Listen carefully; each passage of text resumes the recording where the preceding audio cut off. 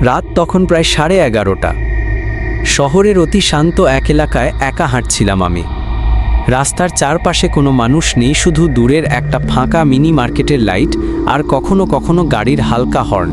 হঠাৎ মনে হলো কেউ আমার পিছনে আছে। ঘুরে দেখলাম কেউ নেই, কিন্তু মনটা যেন একটা অদ্ভুত শীতল অনুভূতি পেল। আমি চলতে থাকলাম, মনে মনে নিজেকে বললাম কোনো সমস্যা নেই, সবই কল্পনা। কিন্তু সেই শীতল অনুভূতি ক্রমেই বেড়ে যেতে লাগলো। হঠাৎ একটি ঝাঁকুনি লাগলো, মনে হলো কেউ আমাকে চেপে ধরছে। আমি দৌড়াতে শুরু করলাম। পিছনে তাকাই, কিন্তু কোনো ছায়াও দেখা যায় না। শুধু দূরের লাইটগুলো দুলছে, যেন আমার ভয়ের সঙ্গে খেলা করছে। আমি পৌঁছালাম একটি পুরনো প্রায় ধ্বংসপ্রায় বাড়ির কাছে। এই বাড়ির কথা অনেকেই জানে, শহরের বড় বড় মানুষরাও এলো বলে যে এখানে ভূত থাকে।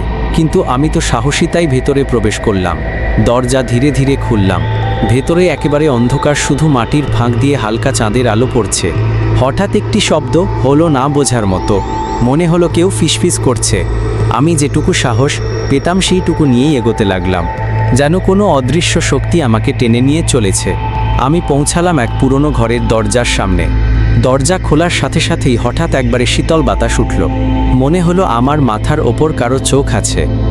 দরজার ভেতর আমি দেখলাম একটা ছায়া একেবারে অদ্ভুত রূপের ধীরে ধীরে এগোচ্ছে।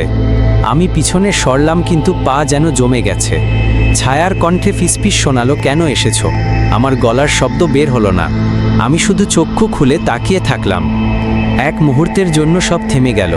ছায়া আর কোনো কিছু না, শুধু বাতাসের শব্দ। আমি যেন বুঝতে পারলাম এই বাড়িতে কোনো মানুষ নেই, কিন্তু কিছু একটা আছে।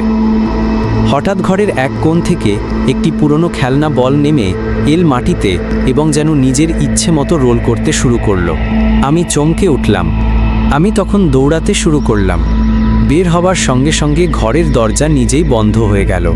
পিছনে তাকাতে সাহস পেলাম না। যখন বাইরে এলাম, রাস্তা আবার শান্ত। শুধু মনে হলো কেউ বা কিছু আমাকে চুপচাপ খুঁজছিল।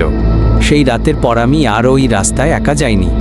কিন্তু সবচেয়ে অদ্ভুত হলো, পরদিন সকালে ওই পুরনো বাড়ির মেঝেতে একই খেলনা বলটা পাওয়া গেল, ঠিক আগের রাতের মতোই। কিন্তু এবার সেখানে কোনো ছায়া ছিল না। আমি জানি কেউ বা কিছু আমাকে দেখছিল। আর আমি জানি ওই বাড়ি এখনো একই রকম শান্ত, কিন্তু ভিতরে কিছু আছেই যেটা মানুষ কখনো দেখবে না।